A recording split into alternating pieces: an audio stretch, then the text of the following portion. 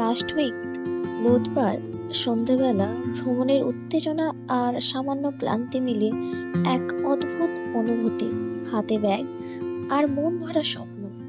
আজ আমরা রওনা দিচ্ছি কলকাতা থেকে রাঁচি নেতারহাটের পথে। হাওড়া স্টেশনের সেই চেনা কোলাহল, ট্রেনের বাঁশি, মানুষের হাঁটাচলা, মাঝে মাঝে মনে হয় যেন এই স্টেশন হাজারো যাত্রার শুরু আর শেষের সাক্ষী হয়ে থাকে। কিছুক্ষণ অপেক্ষার পরেই ট্রেন চলে আসলো আমাদের প্ল্যাটফর্মে। এই সফরেও আমার ছোট্ট সঙ্গী আমার মেয়েকে নিয়ে এই 3 নম্বর ভ্রমণ আমাদের। পুরো যাত্রার আমার সবচেয়ে বড় উৎসাহ সে, আর তার চোখেই আমি দেখতে চাই নতুন করে পৃথিবী। পরদিন সকালে ট্রেন কিছুটা লেট, কিন্তু কে বলে অপেক্ষা বিরক্তিকর।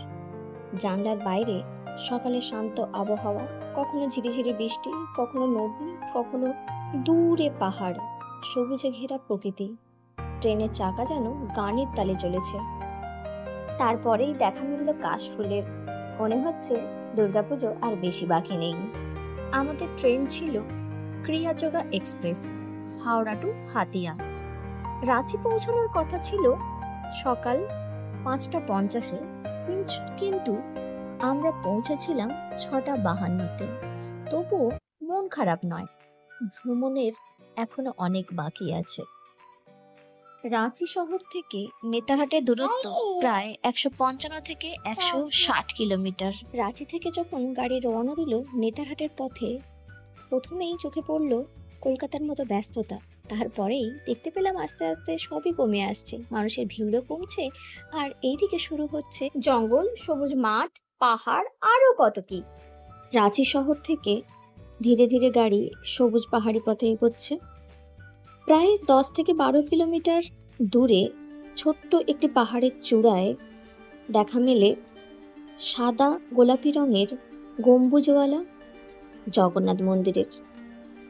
এই মন্দিরটি কিছুটা পুরীর জগন্নাথ মন্দিরের অনুকরণে তৈরি করা হয়েছে ঠিকই, কিন্তু তার তুলনায় অনেক ছোট এবং শান্ত পরিবেশ। মন্দিরে পৌঁছতে অনেকগুলো সিঁড়ি পেরোতে হয়, আর এই সিঁড়িগুলো ওঠার সময় রাঁচি শহরের বিস্তীর্ণ দৃশ্য ধীরে ধীরে চোখে পড়ে। চারিদিকে পাহাড়, সবুজ বনভূমি, দূরে রাঁচি শহরের বাড়িঘর, রাস্তা, এমনকি রাঁচির আইনসভাটাও স্পষ্ট দেখতে পাওয়া যায়। আর ওপর থেকে কি যে অপরূপ দেখতে লাগে সেটা দেখলে তবেই বোঝা যায়। মন্দিরের ভেতরের যে নীরবতাটা আছে আর হালকা হালকা যে ঘন্টার আওয়াজটা পাওয়া যাচ্ছিল, সেটাতে মন ভরে যাচ্ছিল। মন্দিরের ভেতরে ছবি তোলা নিষেধ ছিল, তাই ছবি তুলতে পারিনি। তবে জগন্নাথ দেবের দর্শন করে আমরা আবারও গাড়িতে উঠে রওনা দিলাম নেতারহাটের পথে। গাড়িতে করে আর একটু দূরত্ব গিয়ে আমরা প্রাতরাশ সেরে নিলাম।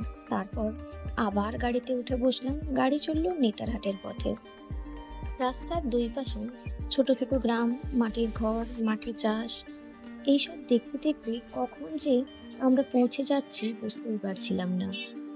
রাস্তা ধরে এগোতে এগোতে হঠাৎ চোখে পড়ল দূরে ধূসর নীল রঙের একের পর এক পাহাড়ের চূড়া। এতটাই অপূর্ব দৃশ্য যে মন বলল, থামো, এই মুহূর্তটা হারিয়ে যেতে দিও না। ড্রাইভার দাদাকে বললাম, একটু থামুন। আমরা কয়েকজন মিলে নিজেদের মতো ছবি তুললাম আর কিছু মুহূর্ত শুধু চোখ বন্দি করলাম। কিন্তু মনে পড়ল সময় তো কারোর জন্য থেমে থাকে না। তাই আবার গাড়িতে উঠলাম, আবারও চললাম নেতারহাটের পথে। এই পাহাড়ি দৃশ্যটা চিরদিন মনের মণিকোঠায় রয়ে যাবে।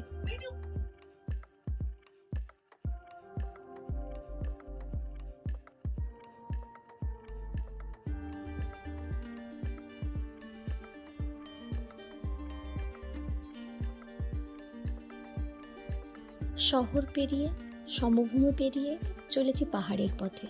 হালকা হালকা ঠান্ডা বাতাস আসছে, আর এই পাহাড়ি পথের রাস্তা বাঁকের পর বাঁক, নিচে গভীর উপত্যকা, উপরে নীল আকাশ। মাঝে মাঝে গাড়ি থামিয়ে শুধু দৃশ্য উপভোগ করছিলাম। বৃষ্টি ভেজা পাহাড়ি রাস্তা দেখতে যে কত সুন্দর লাগছিল তা ভাষায় বোঝানো মুশকিল। রাস্তার দুই পাশে জঙ্গল, মাঝে মাঝে চোখে পড়ছে ছোট ছোট ঝিরিঝিরি ঝর্ণার। পাহাড় যেন কিছু কথা না বলেই অনেক গল্প বলছে। অবশেষে দীর্ঘ পথ প্রায় 4 ঘন্টার বাস জার্নি করে আমরা পৌঁছালাম নেতারহাটে।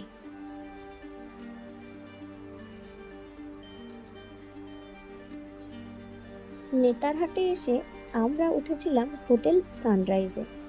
এদের ফুডিং লজিং দুরকম ব্যবস্থাই ছিল। এখানে বিভিন্ন ধরনের রুম পাওয়া যায়, ডবল বেডরুম, ডরমিটারি, এমনকি কটেজও। পাহাড়ি আবহাওয়ায় এমন ঠান্ডা যে এসি রুমের খুব একটা প্রয়োজন হয়ই না। আমাদের রুম ছিল যথেষ্ট বড়। এখানে ছিল একটা কাঠের আলমারি, ড্রেসিং টেবিল, বাথরুমটিও ছিল যথেষ্টই প্রশস্ত এবং পরিষ্কার পরিচ্ছন্ন। তবে গিজারের সুবিধা এখানে ছিল না।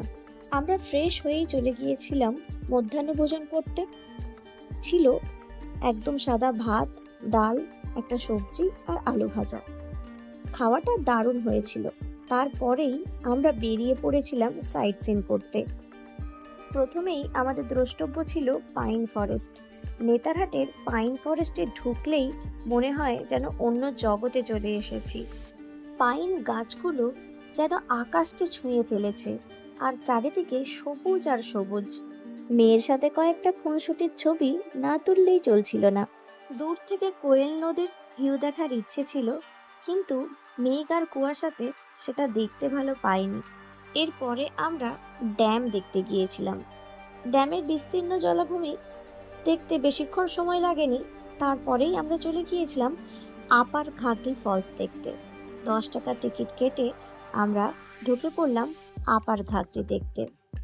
সবুজে ঘেরা সরু মাটির পথ, আর দূর থেকে ভেসে আসছে ঝর্ণার গুঞ্জন।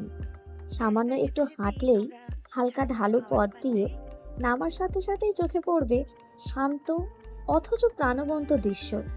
একটি ছোট্ট ঝর্ণা যা জঙ্গলের নীরবতার মধ্যে একটা সুর বাজিয়ে চলেছে। হ্যাঁ, ঘাগরি খুব বড় জলপ্রপাত নয়, কিন্তু এর সৌন্দর্য মনকে একেবারে ছুঁয়ে যায়। পাথরের ফাঁকে ফাঁকে বয়ে যাওয়া জল আর জঙ্গল যেন মুহূর্তের মধ্যেই সব ক্লান্তিকে দূর করে দিল।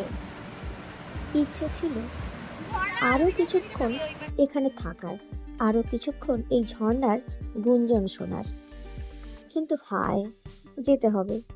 সামনে আছে আরো গন্তব্য, আর হাতে সময় খুবই কম। মাত্র কয়েকদিনের ছুটি নিয়ে এসেছি, তাই এই শান্তির মুহূর্তটুকু শুধু মনে রেখেই চলতে হবে পরের পথে। আপার ঘাগরির বাইরে কিছু নাশপাতি গাছ আছে। আমরা ভেবেছিলাম নাশপাতির দেখা মিলবে, কিন্তু আমাদের যেতে একটু দেরিই হয়ে গেছে। তার 2 সপ্তাহ আগেই নাশপাতিগুলো হারভেস্টিং হয়ে গেছে, তাই নাশপাতি 2-1টাই দেখতে পেয়েছি।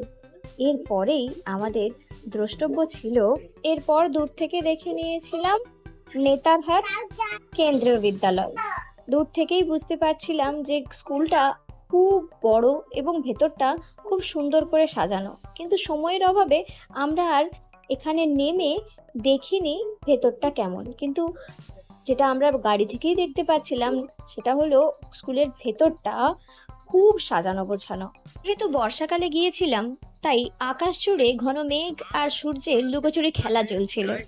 সানসেট দেখা হলো না, তবুও মনটা খারাপ করার ফুরসতই নেই, কারণ এখানে এসে খুঁজে পেলাম এক ভিন্ন স্বাদ। লোকাল ফুচকা। না, এটা কলকাতার মতো নয়, একেবারে অন্যরকম। পেঁয়াজ দিয়ে তার সাথে ওরা পরিবেশন করছিল কাঁচা শালপাতায়। সানসেটের দেখা না পেলেও এই ফুচকার স্মৃতি অনেক দিন মনে রয়ে যাবে। হয়তো এটাই ভ্রমণের আসল আনন্দ। যে জিনিসের জন্য যাই সেটা হয়তো নাও পেতে পারি, কিন্তু যেটা পাই সেটাও হয়ে যায় অন্যরকম অভিজ্ঞতা। তারপর আমরা ফিরে এলাম আমাদের হোটেলে। এটাই ছিল ডে 1। এই ভিডিও তোমাদের কেমন লাগলো অবশ্যই জানিও, আর পরের ভিডিও অবশ্যই দেখো।